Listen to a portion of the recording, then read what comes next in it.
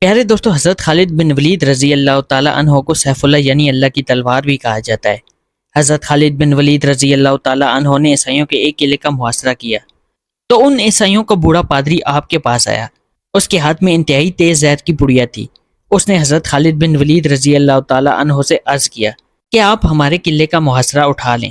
اگر آپ نے دور دراز کے قلعے فتح کر لیے تو اس علاقے کا قبضہ ہم بغیر لڑائی کے آپ کو دے دیں گے۔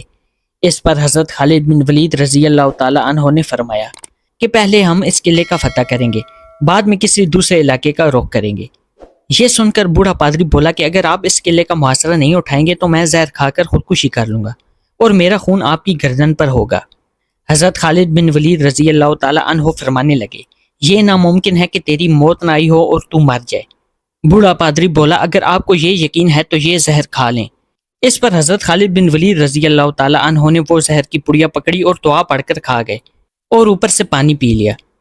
بوڑھے پادری کو مکمل یقین تھا کہ وہ چند ہی لمحوں میں موت کی وادی میں پہنچ جائیں گے، مگر یہ دیکھ کر پادری حیران رہ گیا کہ چند منٹ آپ کے جسم پر پسینہ آیا، اس کے علاوہ کچھ بھی نہ ہوا۔ حضرت خالد بن ولید رضی اللہ تعالیٰ عنہ نے پادری سے مخاطب ہو کر فرمایا، دیکھا اگر موت نہ آئی ہو تو زہر کچھ بھی نہیں بگاڑتا۔ پادری کوئی جواب دیے وہاں سے اٹھ کر قلعے کی طرف چلا گیا اور قلعے میں جا کر کہنے لگا، اے لوگوں، میں ایک ایسی قوم سے مل کر آیا ہوں کہ خدا تعالیٰ کی قسم اسے مرنا تو آتا ہی نہیں ہے، وہ صرف مارنا ہی جانتے ہیں۔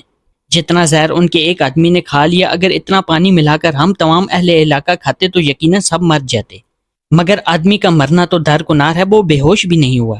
میری مانو تو یہ قلعہ ان کے حوالے کر دو اور ان سے لڑائی نہ کرو۔ اور اس طرح وہ قلعہ بغیر لڑائی کے ہی حضرت خالد بن ولید رضی اللہ تعالیٰ عنہ کی قوت ایمانی سے فتح ہو گیا۔ اللہ پاک ہم سب کا ایمان مضبوط رکھے اور اسلام کے نقش قدم پر چلنے کی توفیق عطا فرمائے۔ پیارے دوستو، یہ تھی ہماری آج کی ویڈیو۔ اگلی ویڈیو آنے تک کے لیے اجازت دیں، دعاؤں میں یاد رکھیے گا۔ اللہ حافظ۔